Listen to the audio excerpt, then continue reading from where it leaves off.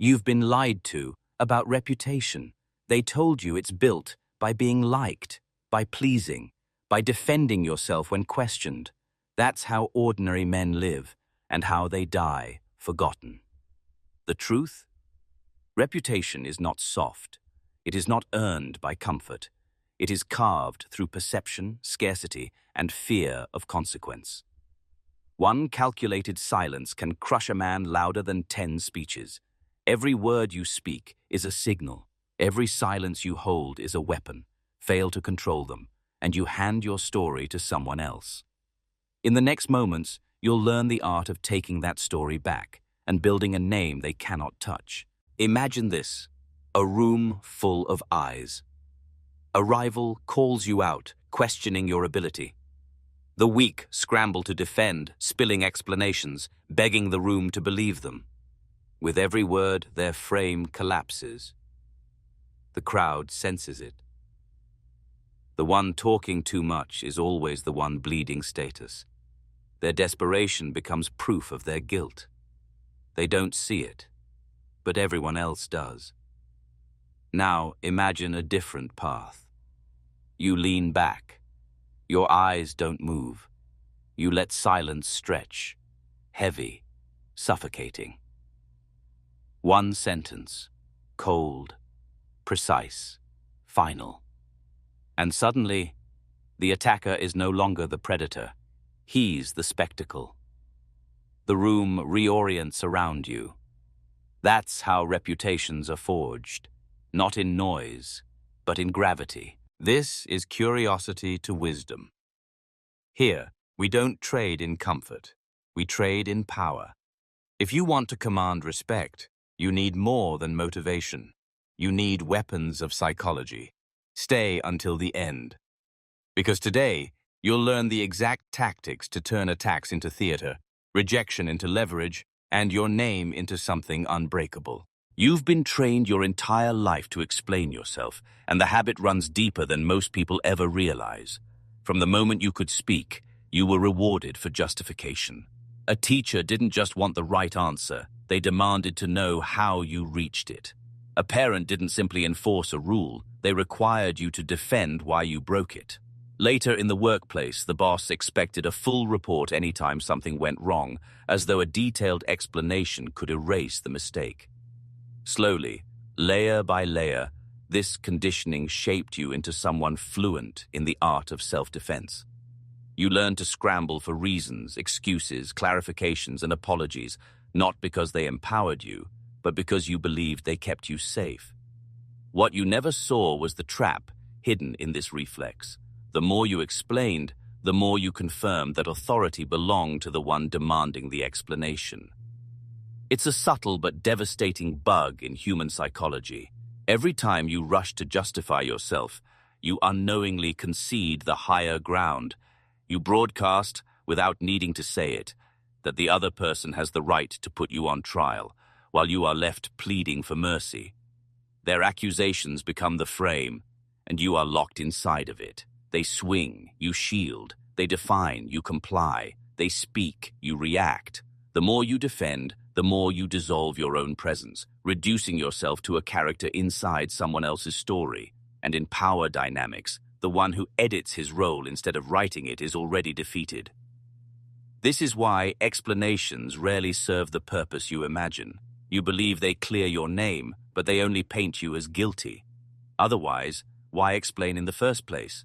To explain is to acknowledge the possibility of guilt even if you did nothing wrong. It subtly teaches the world to see you as a defendant in every exchange. That is why the strong do not waste breath proving themselves.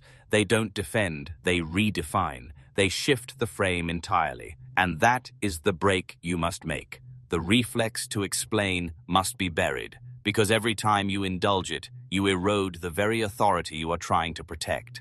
The explainer in you dies today, or you will remain its prisoner forever. History has never reserved its pages for the explainers. The world does not stop to remember those who wasted their breath in self-defense, pleading for understanding. Instead, it honors the figures who mastered the art of perception, those who knew that what people believe about you outweighs what is factually true. During the chaos of Renaissance Italy, This lesson became unavoidable. It was a time when power was fragile. Alliances shifted overnight, and survival depended not on fairness or clarity, but on the ability to project dominance. Niccolo Machiavelli, witnessing this brutal theater, did not record tales of the gentle or the overly transparent. He wrote about those who understood that authority is never begged for. It is taken and secured through the control of image, fear, and myth. One man embodied this principle more vividly than most: Cesare Borgia. He understood that men are not persuaded by arguments or explanations. They are moved by presence, by certainty, by the raw weight of action. When whispers of doubt circled him, he did not step forward with long defenses. He did not lower himself into the mud of justification. Instead, he mastered redirection. His silence often spoke louder than any crafted reply. When accusations arose, he simply acted in ways that made the accusations irrelevant. His power was in making men feel, not in making them reason. And in that, he understood something timeless. Perception is the battlefield where true victories are won. Witnesses described the chilling effect of his presence. A single look from Borgia could silence a room, while paragraphs of excuses from weaker men would dissolve into noise. This contrast reveals a cruel but undeniable truth. It does not matter if you are skilled, competent, or even innocent. What matters is whether anyone dares to challenge you at all. Reputation, as Machiavelli noted, is less about reality and more about appearance. It is aura, myth, and narrative, carefully cultivated until it overshadows all questions. The lesson history whispers is merciless. The man who spends his life explaining himself dies in obscurity, unheard and forgotten. The one who seizes control of perception writes himself into legend. And legend, once forged, is beyond the reach of accusation, untouchable. The first strategic move is what I call the Velvet Dagger, a weapon that feels soft on the surface but carries a hidden edge that cuts deeper than overt aggression ever could. Most people, when confronted, instinctively swing wildly in defense. They raise their voice, pile up arguments, or attempt to overwhelm opposition with noise. But that noise betrays insecurity. The louder the defense, the clearer the confession. I am threatened. The Velvet Dagger takes the opposite approach. It doesn't fight noise with noise. It doesn't wrestle for dominance in the open. Instead, it slices silently, cleanly, leaving the opponent exposed without you ever appearing to swing. Picture the scene. Someone publicly questions your decision. A weaker man snaps back, desperate to reassert control. His tone rises, his pulse quickens, his words multiply. Everyone watching senses it, not confidence, but panic. Now imagine your response. You tilt your head ever so slightly, a pause stretching just long enough to unsettle. Then, in a voice calm and even, you release the blade. That's incorrect. Nothing more. No justification, no frantic elaboration, just a velvet dismissal, gentle in tone, brutal in effect. The brilliance of this tactic is that it forces the accuser into the void you leave behind. Their mind races, the audience leans in, and suddenly the weight of the room tilts toward you. Execution, however, demands discipline. 3 rules anchor this move. First, slow your breathing until it is calmer than anyone else's in the room. Control of breath creates control of presence. Second, strip your words down to their minimum form, half the sentence, half the syllables, twice the power. Third, end not with explanation, but with silence. The silence is the twist of the blade, the moment when the onlookers shift their attention from the challenger to you, waiting, wondering if more is coming. Puis is nothing does. That emptiness is domination. There are dangers, of course. Smile nervously, and the illusion shatters. Soften with, what I meant was, and you slip back into the role of explainer. Add justifications, and you blunt the dagger before it lands. The signal of success is unmistakable. The air freezes, your opponent stumbles to recover, and you remain still. By the time they scramble to fill the silence, the dagger has already found its mark. The second strategic move is the iron silence. A discipline so simple in appearance, yet so devastating in effect, that most people never master it. At its core, this tactic is about refusing to be pulled into another person's rhythm. When someone throws a provocation at you, their goal is not information but control. They want to set the tempo, force you to dance to their tune, and trap you in their frame. The iron silence denies them this victory. It is the art of allowing their words to collapse under their own weight while you remain immovable, unshaken, untouchable. Picture a negotiation table. Your opponent leans forward, voice sharp with accusation. Clearly, you don't have the experience for this deal. Most people, conditioned since childhood to explain, would erupt with evidence, years of credentials, endless stories, reasons piled upon reasons. But this is exactly what the accuser wants: to watch you sweat, stumble, and waste energy proving. Instead, you do nothing. You let the words hang, unacknowledged. You let silence grow, not soft, but heavy, metallic, suffocating. You breathe slowly, deliberately. You do not break eye contact.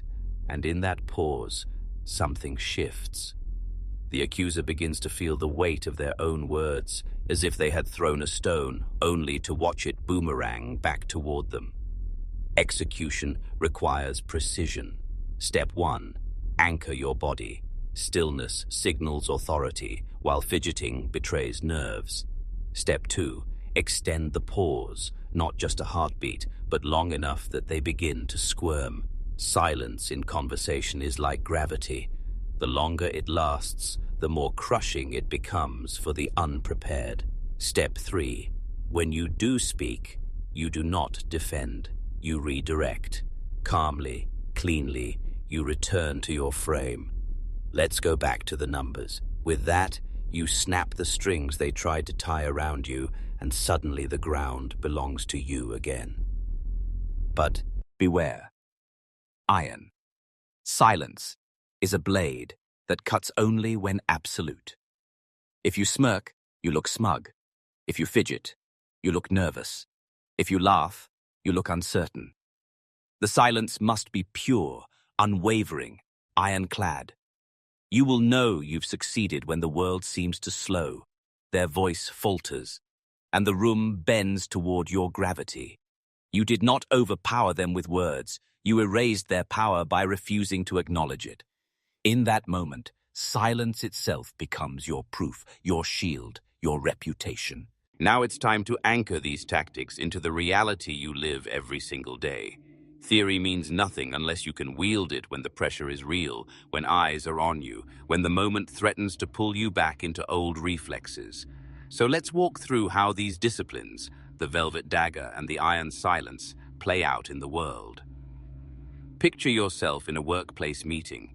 You've just laid out a proposal, and a rival, someone who envies your rising influence, subtly undermines you in front of the group. The ordinary response would be a flurry of defense, long explanations, justifications, and nervous laughter as you try to salvage the room's approval. But instead, you reach for the Velvet Dagger.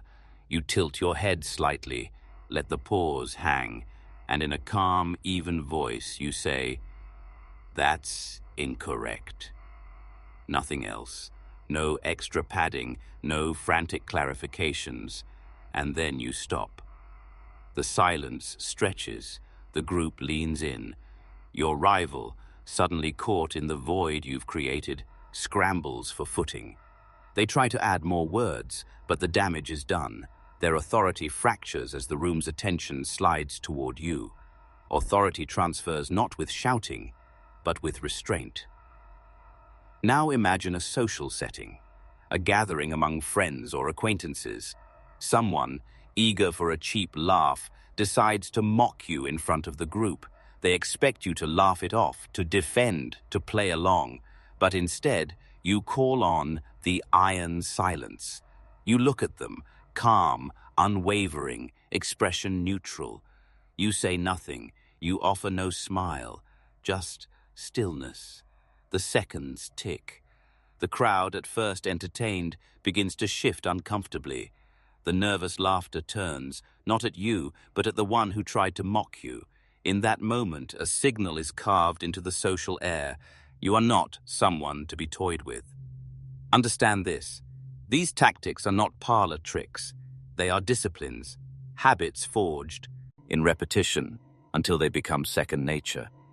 Your reputation is not built in one grand moment. It is sculpted in countless small exchanges where you choose not to defend, not to explain, not to dilute your presence.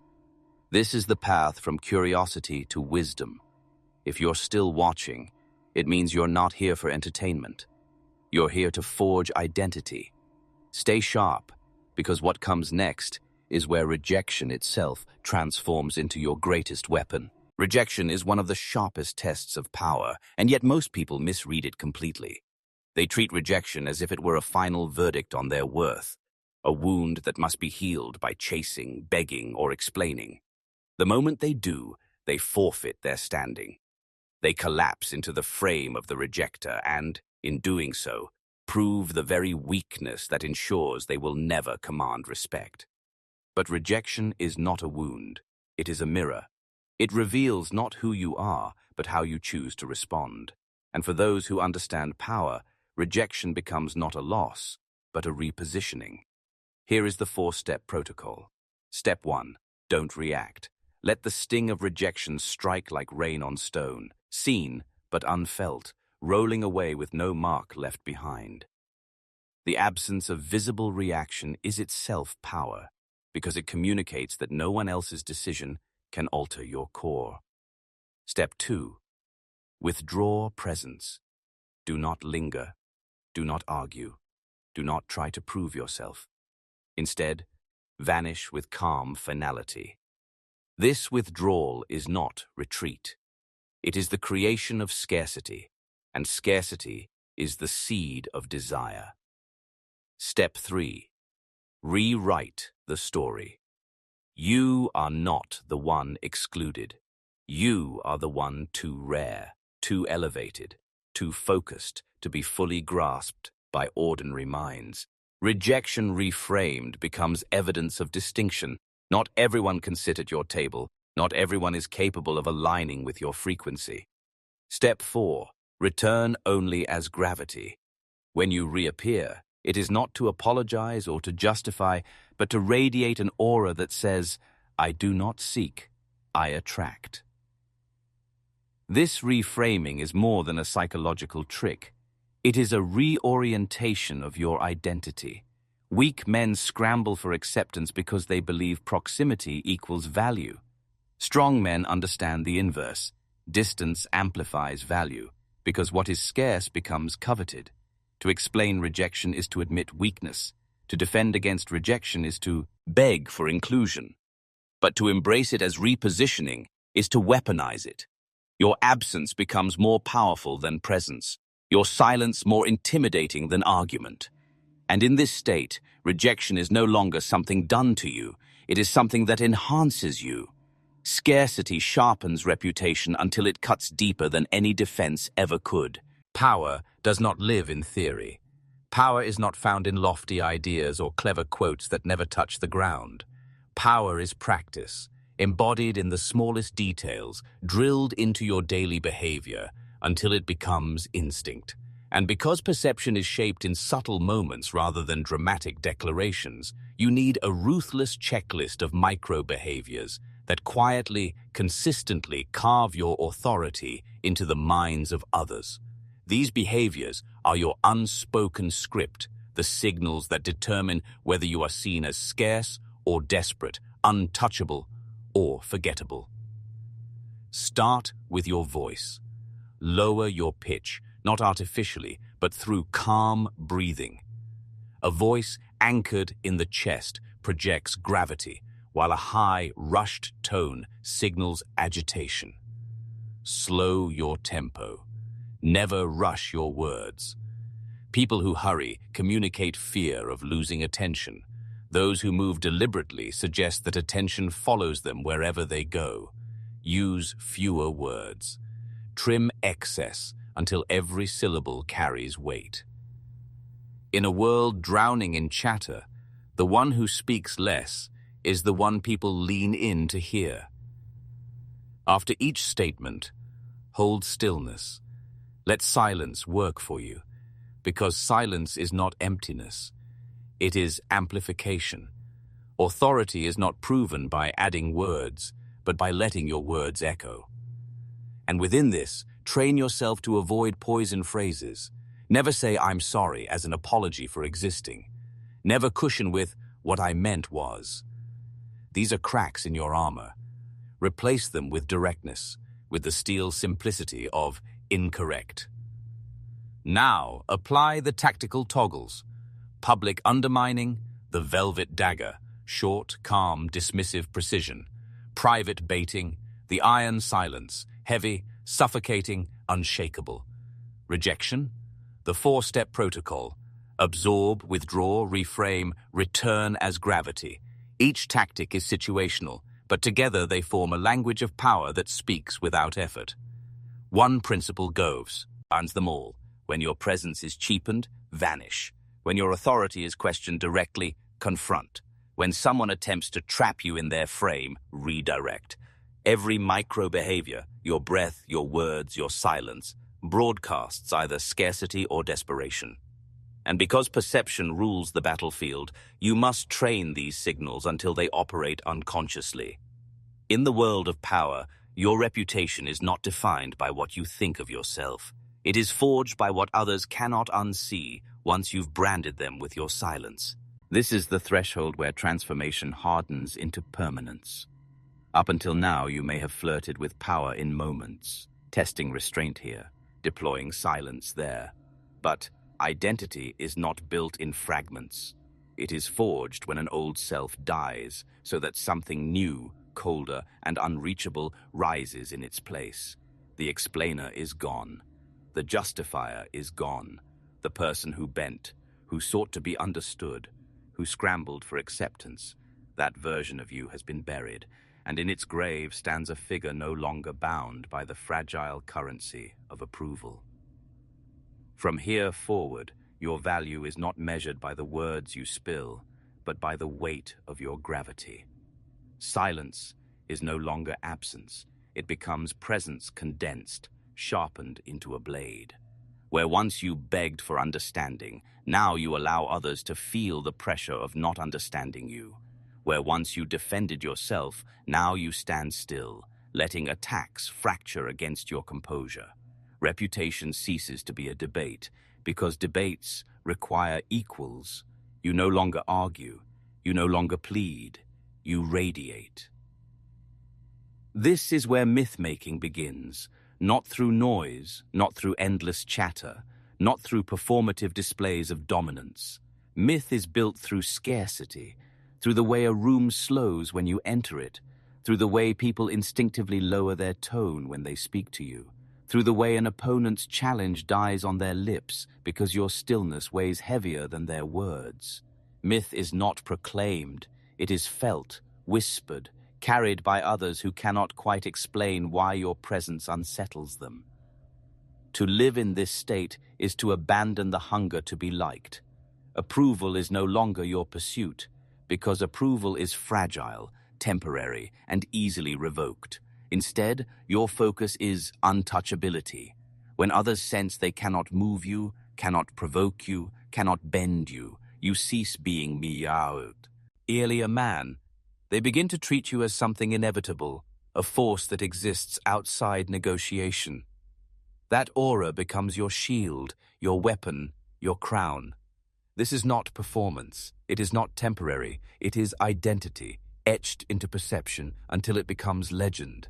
And legend, once forged, cannot be undone. This is the threshold moment, the line in the sand that separates who you were from who you are becoming. It is not a casual choice, not something you try on today and discard tomorrow. It is a vow, a breaking point, where the old self dissolves and a new self takes its first breath. Once you step across, there is no drifting back into the posture of defending, explaining, or proving. That version of you, the one who begged for approval, who scrambled to justify, who bent to be understood, dies here. You bury him in silence, and in that grave, something harder and colder rises. What rises is a presence no longer chained to reaction. What rises is a figure calm in stillness, untouchable in composure, unreachable by those who once tried to pull him down. You are no longer defined by the arguments you make, but by the silence you hold. You do not need to win with noise because you win with gravity. From this threshold forward, your reputation ceases to be a matter of debate. It becomes inevitable. It becomes felt. It becomes whispered in the spaces where others try to explain why you unsettle them but cannot find the words. So now the choice is placed before you. If you are ready, truly ready, to bury the explainer within you, then mark this vow. Like this video, not as a gesture of entertainment, but as a declaration that the old self is gone. Subscribe only if you are building something greater than strategies, an identity that commands silence, that radiates authority, that no longer negotiates for respect but embodies it. This is not for everyone. Many will hear and dismiss. Many will return to their endless explanations, their endless defense, but a few will cross the line. Understand this clearly. Once you step across, you do not go back. You cannot go back. The door closes behind you, and in its lock is your freedom. This is the threshold vow. To abandon the old reflex, to rise into the realm of the untouchable, and to live as myth rather than man. If you are ready, step across. If not, stay where you are. The choice is yours. But legend belongs only to those who vow and never return. They cannot touch what they cannot reach. That is the law. And when your reputation rises beyond the reach of petty hands, you stop fighting battles you once thought mattered. You no longer scramble to correct rumors. You no longer waste breath convincing doubters, because the untouchable do not explain. They do not chase. They do not bow to the judgment of the small. Your reputation becomes a shield and a weapon. A shield, because it protects you from insult. Attacks slide off, unable to pierce the aura of certainty you've forged. A weapon, because your silence itself begins to intimidate. Men hesitate before crossing you. They remember how others faltered in your presence. They whisper stories that magnify your name, until your very absence carries more weight than their noise. Understand this. The highest reputation is not about being loved or feared or even admired. It is about becoming inevitable. When your presence enters a room, the air thickens. When your name is spoken, silence follows. No one debates whether you are worthy. Worthiness is beneath you. The question dies before it forms, because your aura has become self-sustaining. And here is the paradox. The less you explain, the more they invent about you. The fewer words you give them, the more myth fills the void. They project, they speculate, they wonder. And in their wonder, your legend grows larger than life. This is how men like Machiavelli's princes, Sun Tzu's generals, or modern titans of power ascend, not by defending themselves, but by mastering absence, gravity, silence. So you leave this threshold changed. The old self, the explainer, buried. The new self, the untouchable, born. Carry this truth. You were never meant to argue your value. You were meant to embody it. And when you embody it fully, the world bends. They cannot touch what they cannot reach. And from this moment on, you are unreachable.